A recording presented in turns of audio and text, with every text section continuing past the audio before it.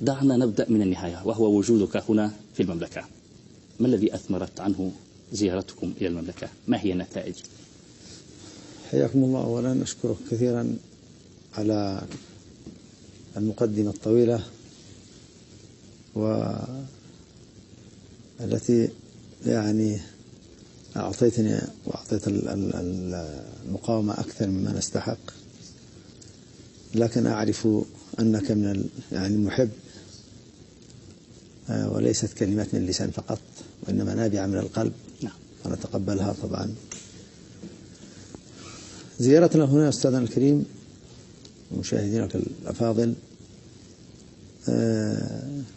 جاءت طبعا من هي الأولى من نوعها طبعا، زيارة منذ بداية الحرب، وكانت طبعا نحمل ملفات كثيرة. أول ملف نحمله هو ملف الجرحى المعاقين، وما طبعا يريده بقية الجرحى الغير معاقين طبعا الذين سيخضعون لعمليات داخل البلاد. كذلك العلاجات الخاصة بالجرحى، وأيضا الخلاص. نتفاهم مع الحكومة هنا، وممثلة طبعا بأسد العروبة والإسلام أقولها من هنا، ملك المملكة سلمان بن عبد العزيز حفظه الله، وولي عهده وولي عهده، وبقية الأسرة الحاكمة. طبعا التقينا في بعض السمو الملكي، وناقشنا المرحلة القادمة وما وصلت إليه طبعا من الداخل، وفي تعز وإب ومجاورها أيضا، وحول زيارتنا أيضا لبعض المحافظات ونحن في طريقنا من تعز، وحول المستقبل أيضا، مستقبل المقاومة الجيش الوطني وما وصلت إليه، ومتطلبات كثيرة. الحمد لله رب العالمين، يعني إلى الآن لقاءات وناجحة 100%، وإن شاء الله هذا إن شاء الله سبحانه وتعالى. تحدثت عن ملف الجرحى وهو الملف الشائك، وهناك الكثير من الشكاوى تصلني أنا إلى هنا وتصل إلى جميع الجهات بخصوص جرحى المقاومة والجيش الوطني في تعز. هل هناك صحيح إهمال لهذه الشريحة أو لهذه المجاميع التي قدمت أرواحها فداء للوطن ودفاعا عنا نحن الموجودين هنا في الفنادق وغير الفنادق؟ طبعا إهمال قد لا يكون متعمد، لكن بالنسبة لي ولقادة المقاومة الشعبية والجيش الوطني في المحافظة يشعرون بألم وأرق يوميا بالنسبة للجرحى الذين قدموا دماءهم، قدموا أعضاءهم، قدموا أطرافهم، قدموا وقتهم، ولم يجدوا علاجا. أولا فعل الحصار المطبق على المدينة، لم نستطيع إخراجهم من الداخل. كما أنه أيضا ننشغل كل يوم بجديد، من 30 شهيد يوميا، 25 شهيد، 40 شهيد، 100 جريح، ننشغل بالجديد. كم لدينا من الجرحى من بداية المعركة؟ الجرحى إلى الآن تقريبا 12,000. 12,000 جريح في جبهة تعز فقط؟ نعم. يتعالجون في أي مستشفيات، داخل الوطن وخارجه أم فقط داخل الوطن؟ داخل الوطن معظمهم، ومن خرج ما يعني النادر يخرج. النادر يخرج. اللي المستطيع مثلا بالنسبة لي. طيب. هذا بالنسبة للجرحى. الشهداء 1200 شهيد الآن. 1200 شهيد، يعني 2200 شهيد. من المقاومة أم من المدنيين؟ من المقاومة 3/4 وربع العدد من المدنيين. من المدنيين. للشهداء أسر وأولاد وأيتام تركوا بعدهم، ما الذي قدمت يعني التحالف للشهداء، أو ما الذي قدمتم أنتم للشهداء؟ والله نحن طبعا نتابع وبذلنا قصارى جهدنا منذ البداية، وهذا طبعا يعني دين في رقابنا ورقاب الموجودين. هل طرحت قضيتهم على الاتحاد، من التقيت بهم من الأمراء ومن المسؤولين في الحكومة؟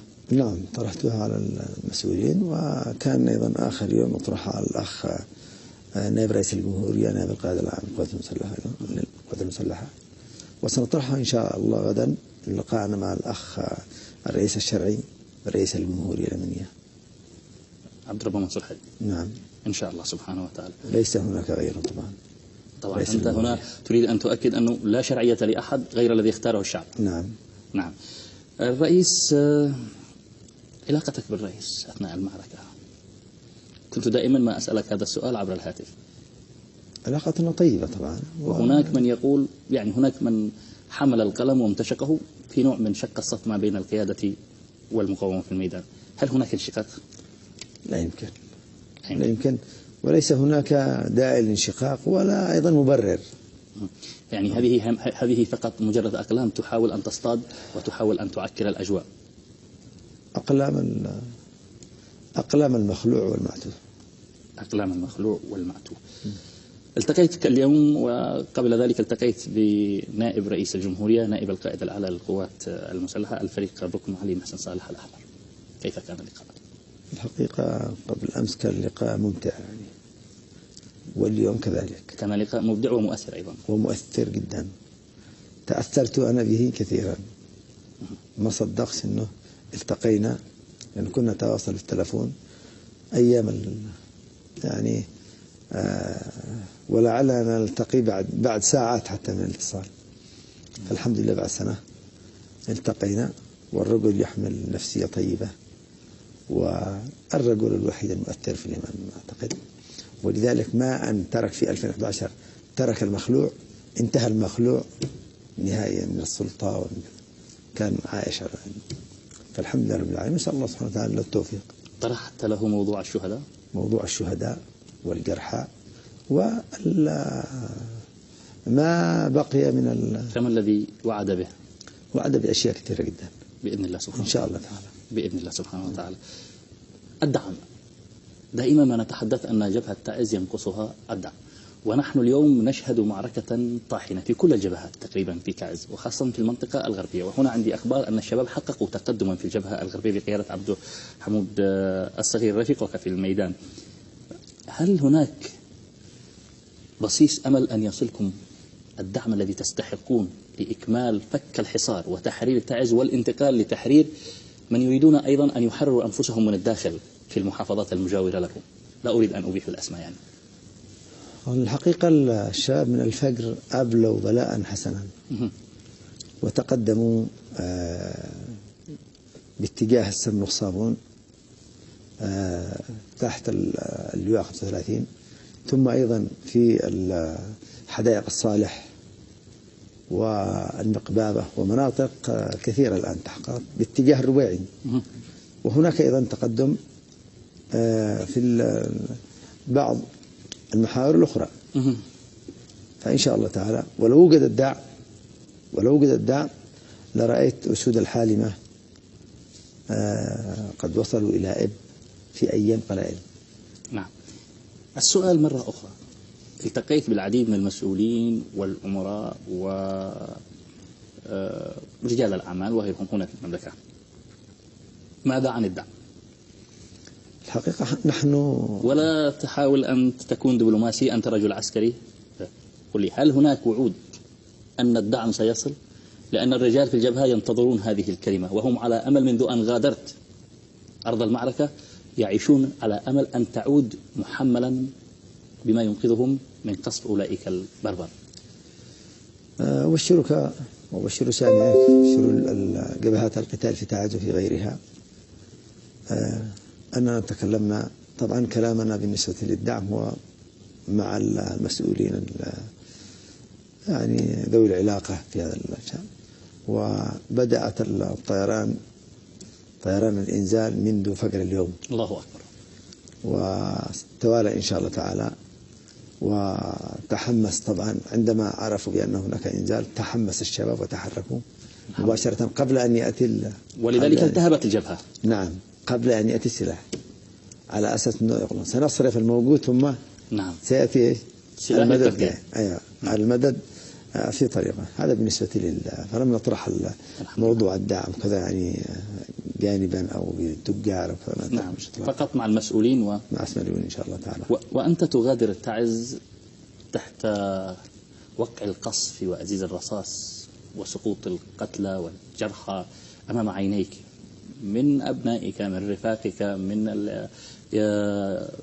رفقاء الدرب ورفقاء المعارك، وفي طريقك إلى مأرب وإلى شبوة. ما الذي كان يفكر فيه الشيخ حمود؟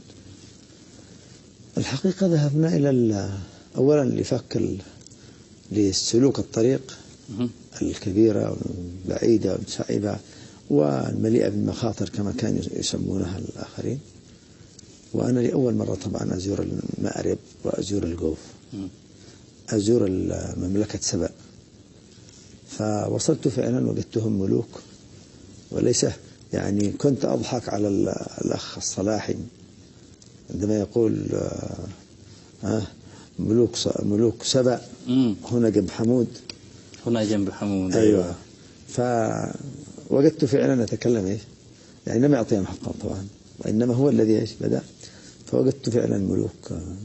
وجدت أولا استقبال من أثناء الطريق ونحن مارين من تعز الحجرية لاحق في عدن، في أبين، شبوة، ثم مأرب، وما أدرك ما مأرب. مأرب الخير الحقيقة، والجوف الصمود، وأيضا والقبيلة والشهامة، وهكذا أيضا شبوة. لقيت والد الشهيد أحد؟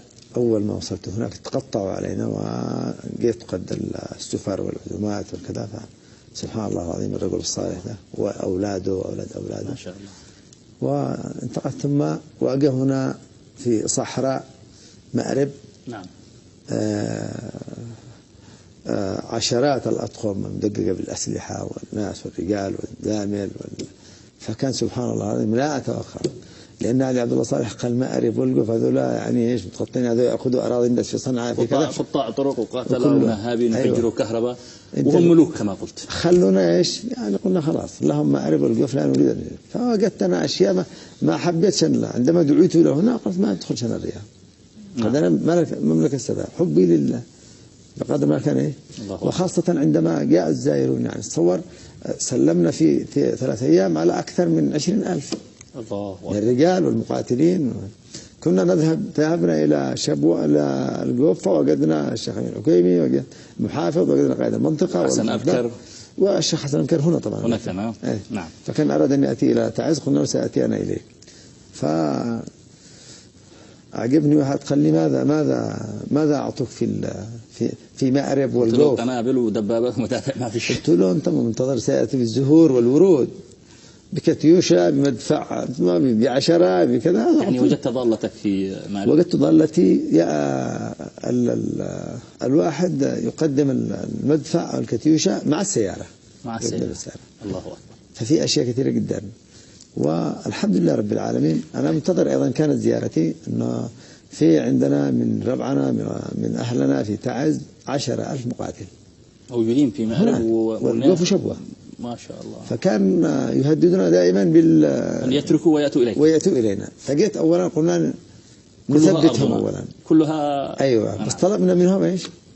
أن يتحركوا سريعا. الله أكبر. بداية بالصفراء ثم بالبراقش. قلنا إذن تحركوا مع في وجودك أيضا تم تحرير مناطق كثيرة وأنت الحمد لله من أول يوم. قال البعض مقدم الشيخ كان سعدا على بقية المناطق التي لم تحرر. يعني كما قالوا أيضا هنا أنه كان مقدمنا تعيين نائب رئيس الجمهورية ورئيس الوزراء.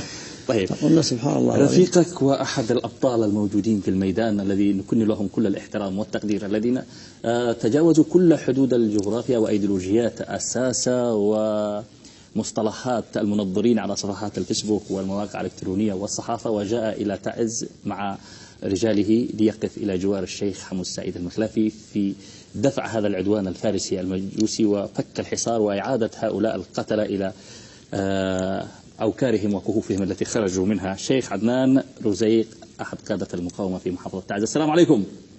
وعليكم السلام ورحمة الله وبركاته. يا أخي العزيز شيخنا وقائد المقاومة الشيخ حمود السعيد، طبعا أنت من الرجال الذي يذكرهم دائما ويحبهم ويثني على بطولاتهم ورجولتهم في الميدان وتضحياتهم. وهو اليوم في الاستوديو نريد أن نبشر الناس بجديد تعز، بجديد المعارك. نريد أن نقول لهم ما الذي حققت المقاومة في تعز والجيش الوطني. على كل الحمد لله والصلاة والسلام على رسول الله. ابتداء أحيي هذه القناة المباركة التي دائما عهدناها تغطي في الميدان وفي خارج الميدان وتنقل للناس الآلام والجروح التي يعانيها الشعب أو المقاومة في كل المحافظات.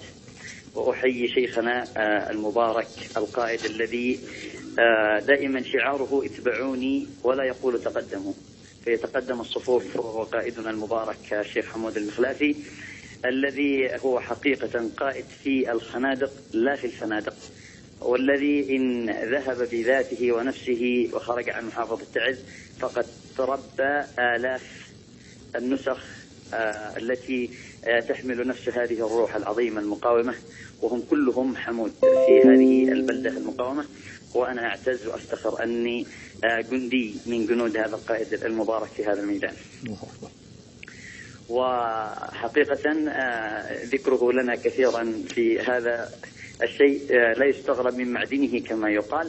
هذا كرم وجود منه ودليل على أصله وفصله وكرمه وشكره لإخوانه في كل المحافظات.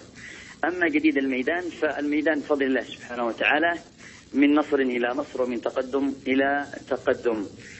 هو حقيقة الحوثي هو على فراش الموت، ويستأسد بالإعلام وتضخيم الإعلام وتضخيم الصغير كما يقال، يصنع من الحبة قبة، ويموت ويستميت على منفذ الضباب الذي هو حقيقة يجسد حقيقة المشروع، هذا المشروع الكهنوتي الظالم الذي دائما يسعى إلى حصار المسلمين وإلى قتلهم وإلى أسرهم.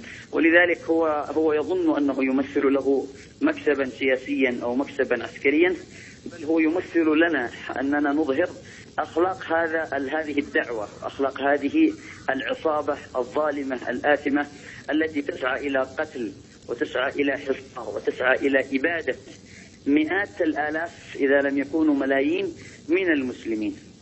هذا عبارة عن منفذ الضباب الذي استماتوا فيه ولغموا حوله وحواليه، لكننا بإذن الله سبحانه وتعالى عما قريب سيفتح، لأننا لا نحمل هم منفذ الضباب بل نحمل أهم منفذ مران كما أسلف شيخنا، وهو شعاره اللقاء في مران. لكن حقيقة المراحل التي نمر بها نحن في الميدان وعلى إطلاع من قائدنا المبارك الشيخ حمود المخلافي هي عبارة عن خطط عسكرية، ولا نستعجل بهذا الشراك الذي وضع أمامنا وهو منفذ الضباب. هو شراك يستميت فيه العدو، لكن خططنا الذي نسير بها هي عبارة عن خطة تطهير هذه المحافظة بأكملها، بل لا أبالغ إذا قلت تطهير إقليم الجند بأكمله، إقليم الجند بأكمله. فأقول كما أسلفنا في كثير من المقابلات أن منفذ الضباب لا يقل قدرا عندنا من منفذ الحوبان، ومنفذ الحوبان لا يقل قدرا عندنا من منفذ يريم، ومن كل المنافذ التي ومنفذ كرش ومنفذ مقيراس ومنفذ كثير من المنافذ التي محاصرة وتضرب وتقصف من قبل الحوثيين. فنحن بإذن الله سبحانه وتعالى وبالتعاون مع إخواننا الصادقين من إخواننا في دول التحالف على رأسهم الملك سلمان بن عبد العزيز حفظه الله وسدده، وكذلك بالتعاون مع إخواننا الصادقين من المقاومة وقياداتنا بإذن الله سبحانه وتعالى يطهر إقليم الجند بأكمله بإذن الله سبحانه وتعالى. الشيخ يريد أن يتحدث إليك. تفضل حياك الله شيخنا. ماذا أقول وقد سمعت أخي والبزي إقليم الجند، الله أكبر، لأنه نحن أخواله طبعا، ونتشرف بأننا أخوال الشيخ المجاهد عدنان رزيق الذي أبلى بلاء حسنا في شبوة، وهو من آل الأقموش ولديه معسكر هناك، وأبلى بلاء حسنا في عدن، ثم أيضا مع كتائب الحسم وجاء ببشارات والحمد لله رب العالمين، ولكنه يريد أن يصل إلى موقع، يعني الموقع الأول في قاعدة محافظة إب، والذي يسكن هناك طبعا. وأول من واجه قبل تعز وقبل كذا هو القتلى والجرحى من أهله ومن الآخرين، هو الذي واجههم. طبعا هو قد ربما قلبهم، هو الشيخ عدنان وأمثاله، كان في أوائل الصفوف ومن القادة في صعدة من البداية يعني. فأقول حفظه الله ورعاه وحفظ إخوانه والمجاهدين بجواره، وقد أبلغ الآن حسنا في تعز، وأيضا الشهداء، وقدم الشهداء والجرحى الآن. ونحن إن شاء الله تعالى، بس أنا أختلف معه، يقول بأنه سيصل إلى سمارة، فقلت أنا لابد إيش أن نصل إلى مران كما وعدنا، سواء بنا أو بغيرنا بإذن الله سبحانه وتعالى إن شاء الله تعالى. فحفظه الله ورفع من قدره وإخوانه. نعم شيخ عدنان. نعم حياكم الله وسلمكم شيخنا المبارك. أنا يعني أتكلم ولا؟ هي تفضل إذا كان لك تعليق على كلام الشيخ. أقول كما قال النبي عليه الصلاة اللهم صل وسلم عليه: هذا خالي فليريني كل منكم خاله. الله أكبر. أنا أعتز بهذا الضلع الذي، أو هذا الثدي المبارك الذي رضعنا منه، وهو الثدي اليمني العظيم في محافظة إب وتعز، وهذه المحافظات التي هي أرق قلوبا وأفئدة. وأنا كما أسلفت أن هذه المحافظات هي التي استقبلت آباءنا حين شردوا من أراضيهم في الجنوب في السبعينيات، وفتحت لهم حضنها وربتهم وعانتهم. هي ترد لهم الجميل، هي لا تقدم شيئا فضلا منها أبدا. لكن أنا قلت في يريم وما يريم وما أدراك ما يريم، هي عبارة عن الخطة العسكرية القادمة فقط، هي عبارة عن المرحلة بإذن الله القادمة التي نعد لها. وأنا كذلك نطمن كثير من إخواننا الآن، المعارك تدور الآن حاليا ونحن نتكلم الآن، وفي الميدان كذلك نحن الآن تدور الآن في الضباب وحوالي الضباب، وبإذن الله سبحانه وتعالى تسمعون خيرا بإذن الله. شكرا بإذن الله سبحانه وتعالى. الشيخ عدنان رزيق أحد قادة المقاومة في محافظة تعز، شكرا جزيلا لك على هذه المداخلة. أعود إلى شيخي، زرت عدن، هل هناك فرق بين الاستقبال الذي وجدته في مأرب وفي الجوف والفرق والاستقبال الذي وجدته من قيادات المقاومة في محافظة عدن؟ أنا أقول أنه المخلوع وحد الناس بقدر ما فرق الناس وحده. أرحم الراحمين جعل وحدة الناس على يده. الله أكبر. فوحدة قلوب وليست أجساد فقط. الله أكبر. وحدة قلوب. في عدن لقيت جلس، يعني مكثنا في عدن شهر، فوجدنا كل الحب والتقدير. وطبعا من حملنا هو القائد البطل الذي تكلم الآن. نعم. هو من استضافنا لمدة شهر كامل الله دون أن يتزحزح. الشيخ عدنان. نعم. ومعي يوميا أكثر من 400.